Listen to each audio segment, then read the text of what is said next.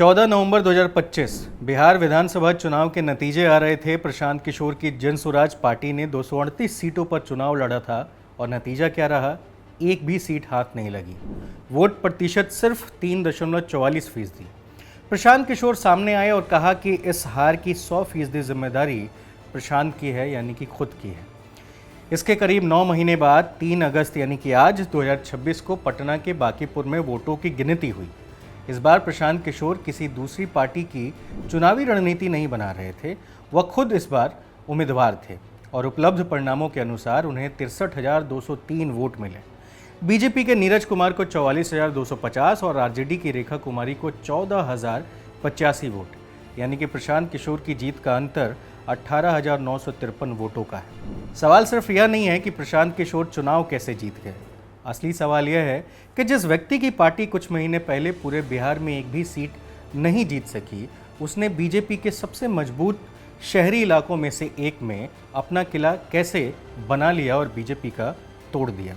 और क्या बांकीपुर का परिणाम बिहार की राजनीति बदलने वाला है या फिर यह केवल एक सीट की असाधारण कहानी है? नमस्ते, मेरा नाम अनिल शारदा है। आप मुझे सॉल्ट पर देख रहे हैं। आज कहानी प्रशांत किशोर के बांकीपुर से चुनाव जीतने की। इसे हम 8 अध्याय में आपको अलग अलग बताएंगे।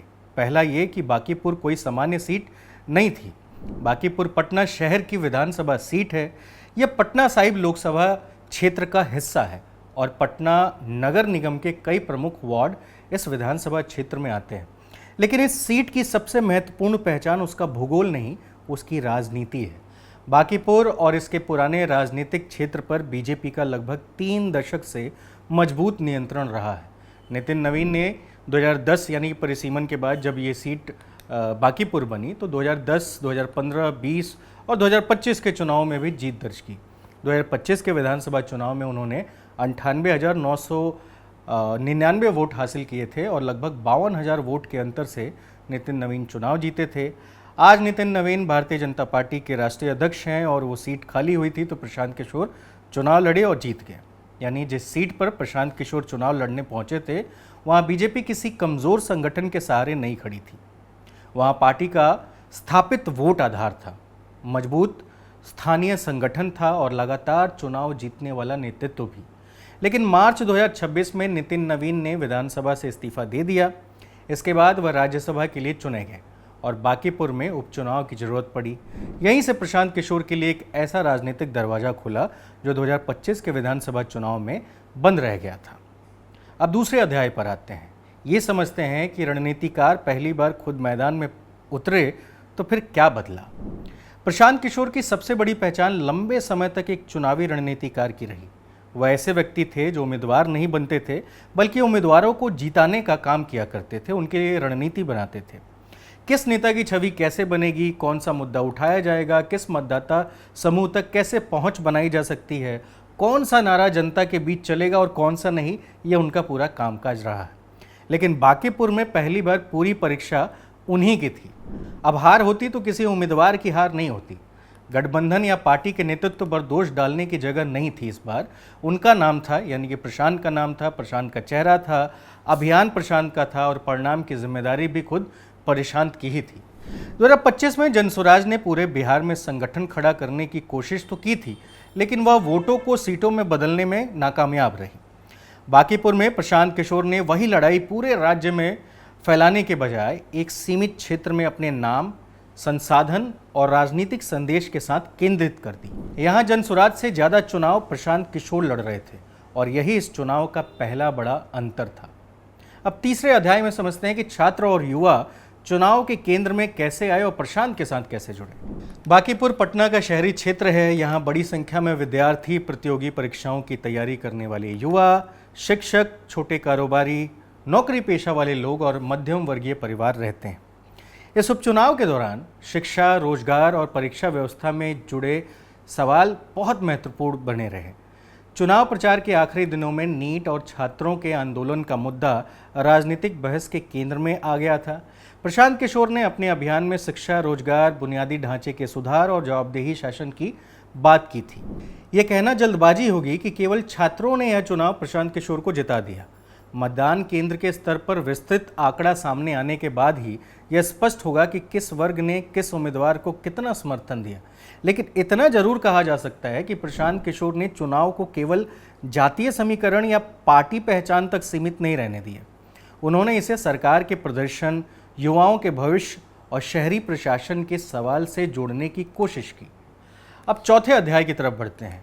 ये समझते हैं कि बीजेपी के अभियान में ऐसी क्या गड़बड़ी हो गई कि ये चुनाव बीजेपी के हाथों से निकल गया। इस चुनाव में बीजेपी के सामने केवल प्रशांत किशोर की चुनौती नहीं थी, पार्टी को उम्मीदवार के स्तर पर भी अस्थिरता का सामना करना पड़ा। चुनाव से कुछ सप्ताह पहले बीजेपी के पहले तय उम्मीदवार ने पारिवारिक कारणों का हवाला देते हुए मुकाबले से हटने का फैसला किया। इसके बाद पार्टी को कुछ ही घंटों में दूसरा उम्मीदवार घोषित करना पड़ा।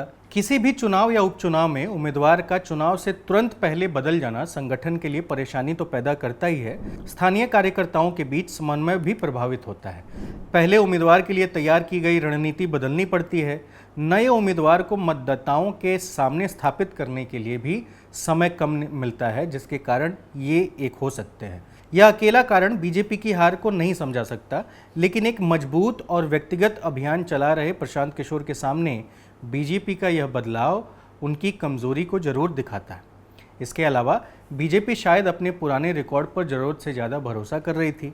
जब कोई पार्टी दशकों से एक क्षेत्र जीतती आ रही होती है तो संगठन के भीतर यह धारणा बनने लगती है कि मतदाता आखिर में उसी के साथ लौट आएगा, फिर चाहे कोई भी उसके सामने क्यों ना खड़ा हो। लेकिन उपचुनाव सामान्य चुनाव जैसा नहीं होता है। इसमें मतदान का माहौल अलग होता है। स्थानीय नाराजगी ज़्यादातर प्रभावशाली हो सकती है और एक मजबूत व्यक्तिगत उम्मीदवार पार्टी की पारंपरिक बढ़त को चुनौती भी दे सकता है। बांकीपुर में यही दिखाई देता है। अब हम पांचवें अध्याय की तरफ बढ़ते हैं और समझते हैं कि आरजेडी तीसरे स्थान पर क्यों महत्वपूर्ण है। इस परिणाम की कहानी केवल प्रशांत किशोर और बीजेपी तक सीमित नहीं हो सकती है। आरजेडी की उम्मीदवार रेखा कुमारी उपलब्ध आंकड़ों में 14,085 वोट के साथ तीसरे स्थान पर रही हैं। यह अंतर इतना बड़ा है कि चुनाव वास्तविक रूप से दो उम्मीदवारों के बीच सिमट गया था। इसका राजनीतिक अर्थ महत्वपूर्ण है। बिहार में बीजेपी और एनडीए के खिलाफ मुख्य विपक्षी शक्ति होने का दावा आरजेडी करती रही है, लेकिन बांकीपुर में सरकार विरोधी या बदलाव चाहने वाले मतदाताओं का बड़ा हिस्सा आरजेडी की तरफ जाता हुआ नहीं दिखा, बल्कि प्रशांत किशोर की तरफ गया और उन्हें चुनाव जितवा गया। यह पूरे बिहार के लिए अंतिम निष्कर्ष नहीं है। बांकीपुर एक शहरी सीट है। इसका सामाजिक और राजनीतिक चरित्र ग्रामीण बिहार से अलग माना जाता है। फिर भी परिणाम आरजेडी के सामने एक सवाल रखता है। अगर प्रशांत किशोर शहरी युवाओं, मध्य वर्ग और बदलाव चाहने वाले मतदाताओं के बीच अपनी जगह बनाते हैं तो बिहार में विपक्ष का राजनीतिक स्थान केवल आरजेडी के लिए सुरक्षित नहीं रह जाएगा। अब अध्याय 6 में समझते हैं कि 2025 की हार से 2026 की जीत तक क्या बदला है। 2025 में जनसुराज की सबसे बड़ी समस्या यह थी कि उसकी चर्चा पूरे बिहार में जरूर थी, लेकिन समर्थन किसी भी एक क्षेत्र में ऐसा नहीं था कि वो एक सीट जीत पाए। पार्टी 238 सीटों पर लड़ी थी, संसाधन भी खूब बांटे गए, उम्मीदवार नए थे, संगठन नया था और मतदाताओं के सामने यह सवाल था कि जनसुराज को वोट देने से सरकार बनेगी या वोट बेकार चला जाएगा। बांकीपुर में यह सवाल इस बार अलग था। यह राज्य की सरकार चुनने का चुनाव नहीं था, यह एक विधायक चुनने का उपचुनाव था।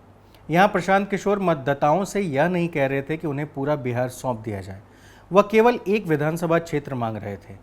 मतदाता के लिए जोखिम छोटा था और प्रशांत किशोर के लिए अवसर बढ़ा।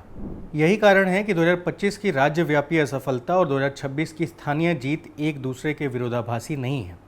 एक चुनाव में जनता किसी नई पार्टी को सरकार देने का निर्णय करने में बहुत ज़्यादा संकोचित महसूस कर रही थी, तो वहीं दूसरी तरफ उपचुनाव में वह एक चर्चित व्यक्ति को विधायक बनाकर देखने का फैसला कर रही है। अब अगले अध्याय की तरफ बढ़ते हैं। ये है 7वां। अब हम जानेंगे कि क्या अब बिहार में तीसरी शक्ति पैदा हो गई है या नहीं।